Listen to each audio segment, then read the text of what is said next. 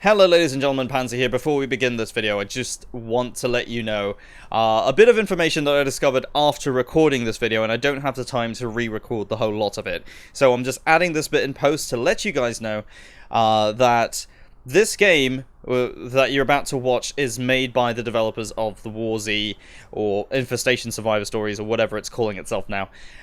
So just bear in mind that these are the developers you're dealing with. If you're not sure what's up with that, just have a look on YouTube for the WarZ and you'll know the entire history behind it. But just remember that these are very, very unsavory people to deal with. So, just putting it out there, letting you guys know who's behind this game. If nothing else, we'll just get on with the video and you guys can have a look at what it actually looks like and what it plays like. Alright. Hello ladies and gentlemen, Panzer here, and welcome to Shattered Skies. This is an open world survival game. Yeah. I realize that, like, the collective sigh of or the collective groan from everybody whenever you hear the words open world survival game. So what is this game? This is an MMO. It's an MMO FPS in the style of games like DayZ, PlanetSide 2, and so on. So all that you're seeing right now is online.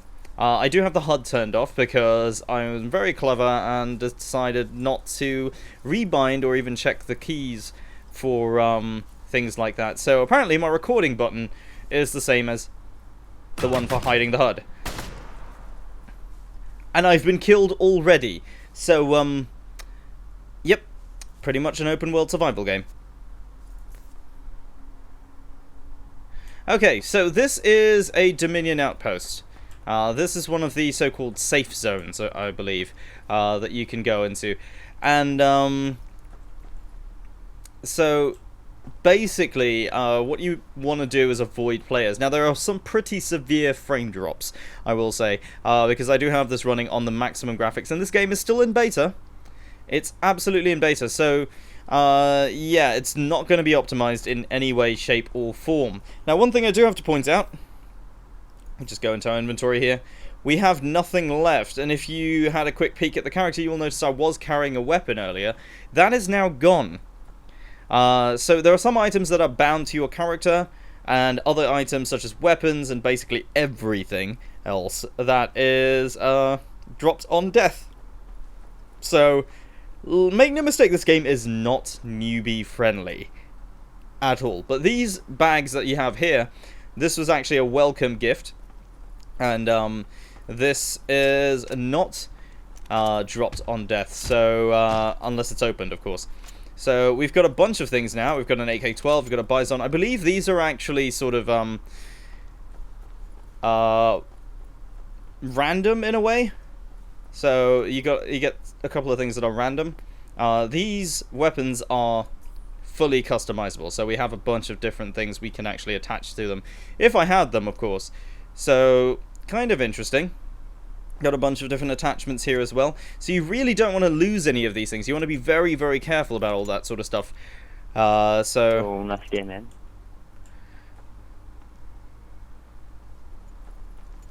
I'm pretty sure I just heard somebody.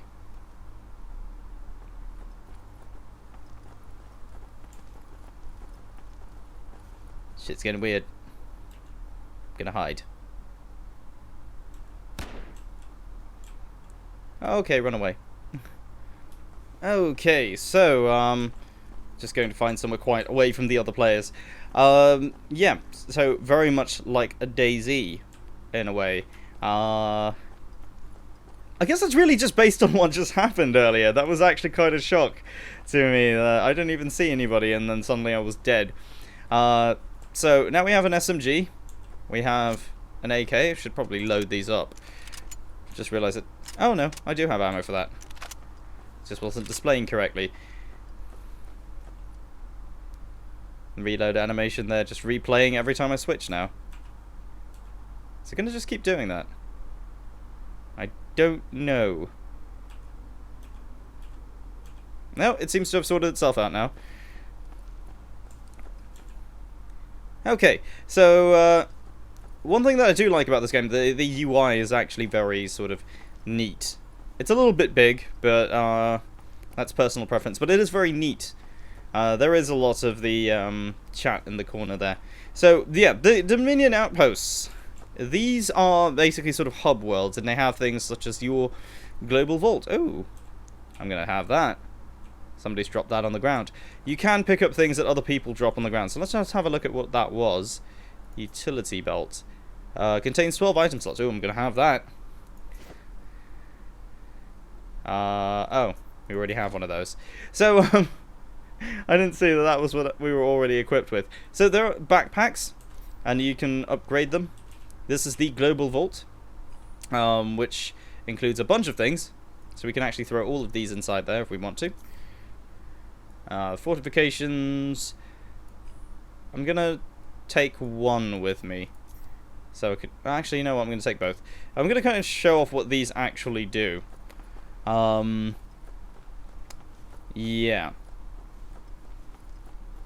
Let's head out into the world and I'll have a little bit of a look at what's what out there. So at the moment, there is a dynamic weather and a day-night system. So you can see it's a little bit foggy out at the moment.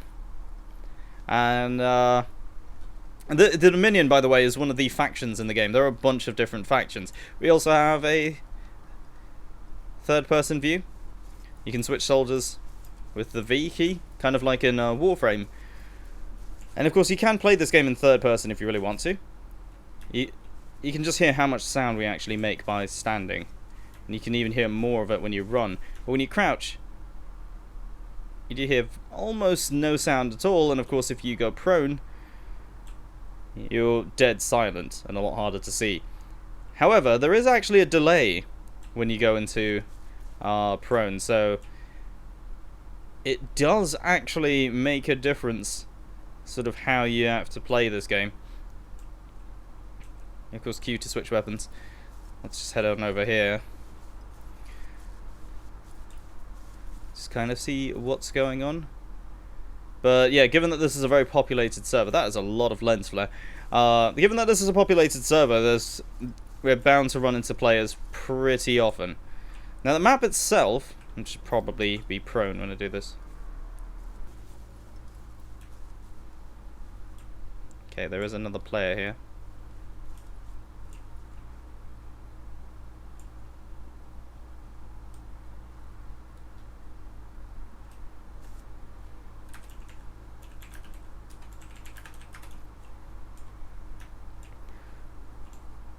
I don't know what he wants. I'm talking to him in text chat.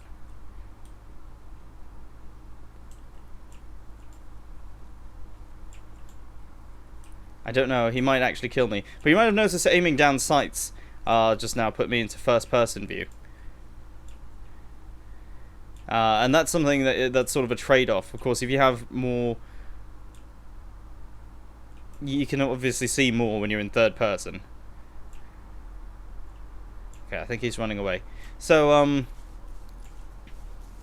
don't know if we've seen the last of him yet. You can see him running away in the distance there. I just wanted to show you the map, because the map itself is actually pretty bloody large for this sort of game. I mean, it's not on the size of like what DayZ's original map was. I don't know if that's changed since the last time I played it.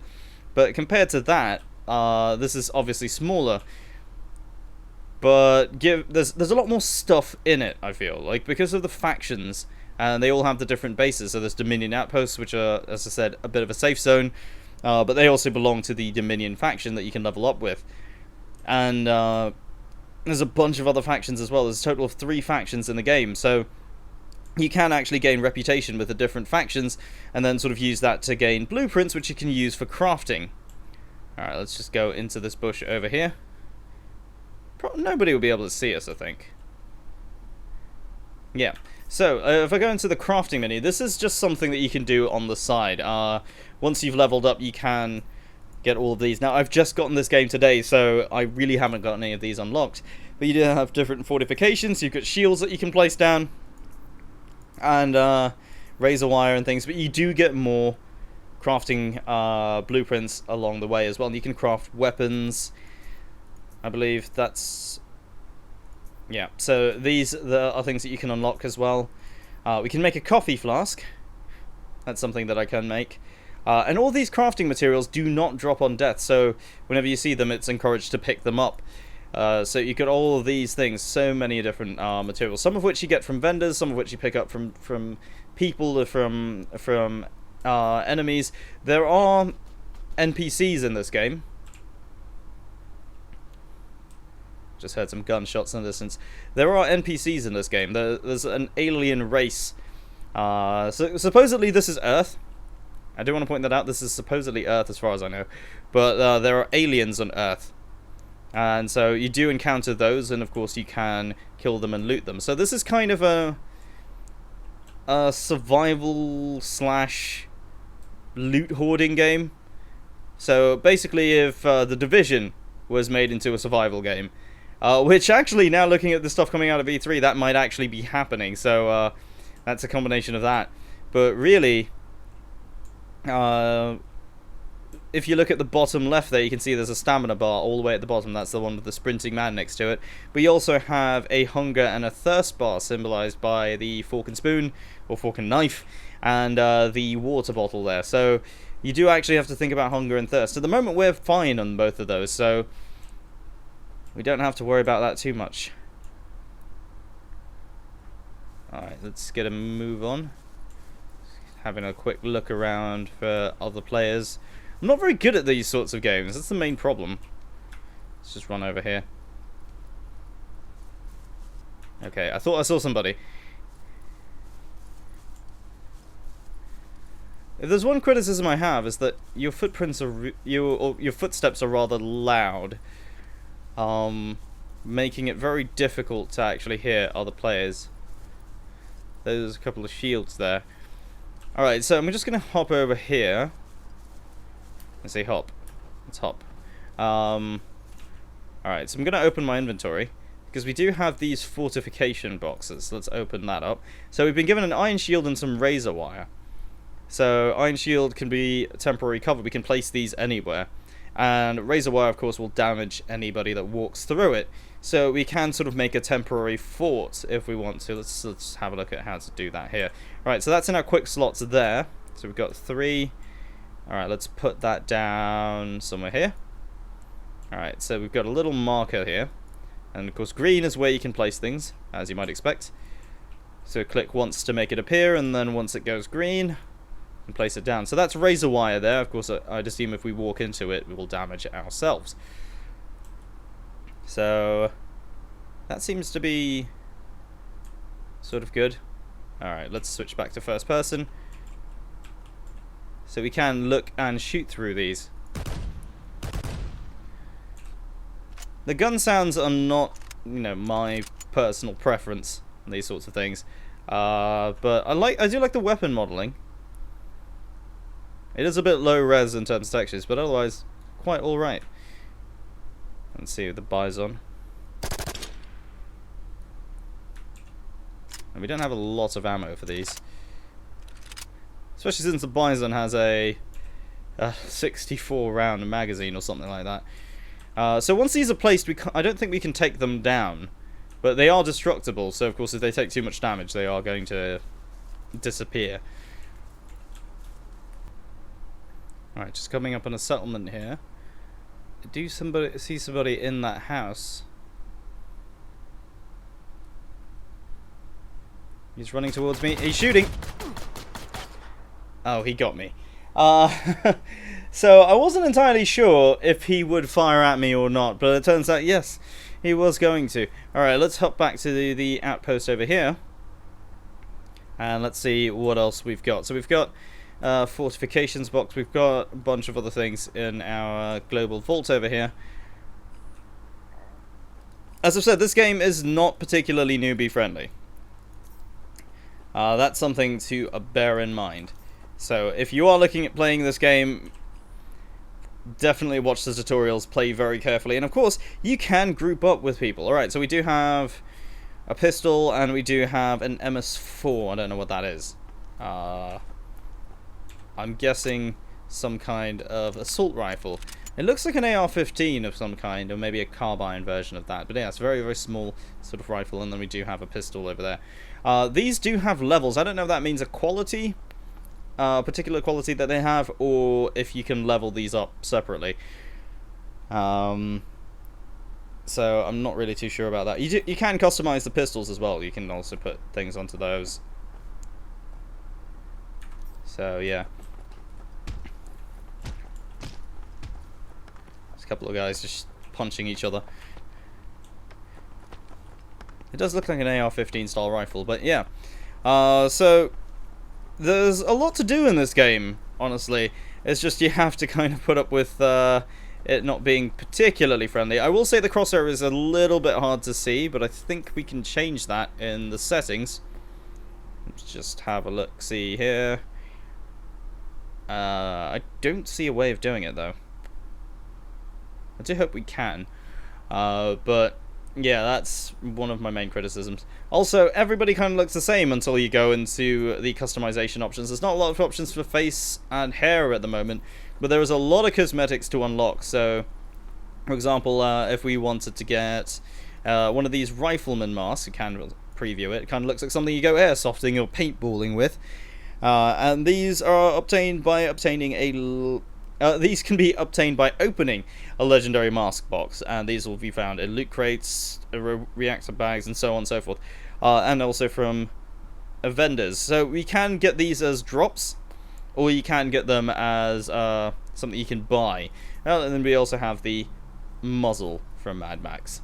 In fact, it's literally the same muzzle. I don't think that's licensed in any way, but, you know, it's just odd that it's there. And there's a lot of these. Gotta be honest, there is a lot of these. I do like that mask.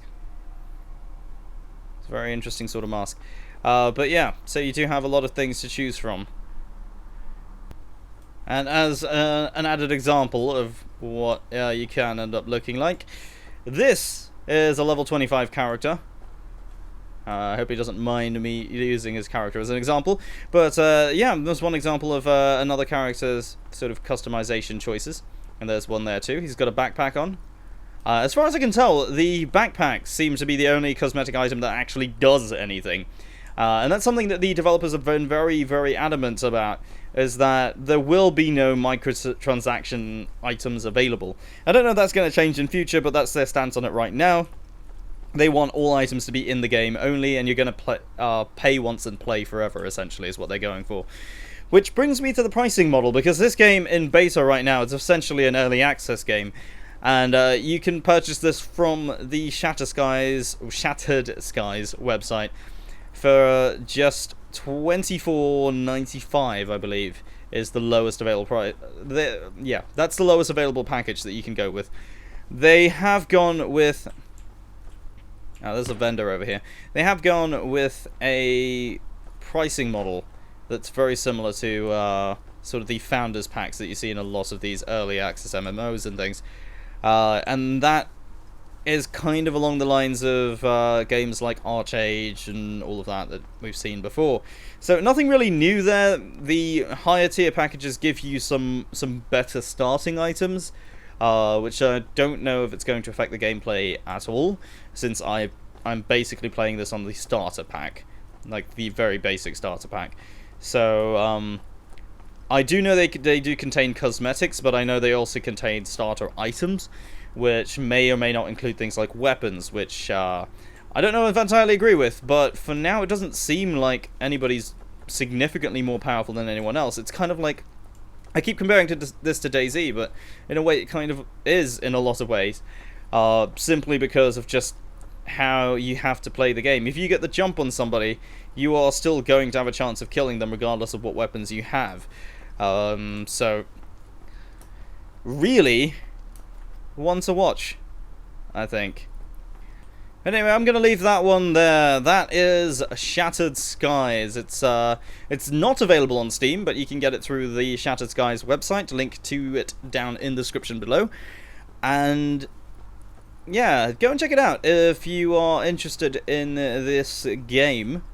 Do go and have a look. It is definitely growing. There are lots of people playing. As you can see, the number of people leaving this outpost, and in fact the number of people in the outpost, it's just kind of going back and forth. This is one of the most populated servers on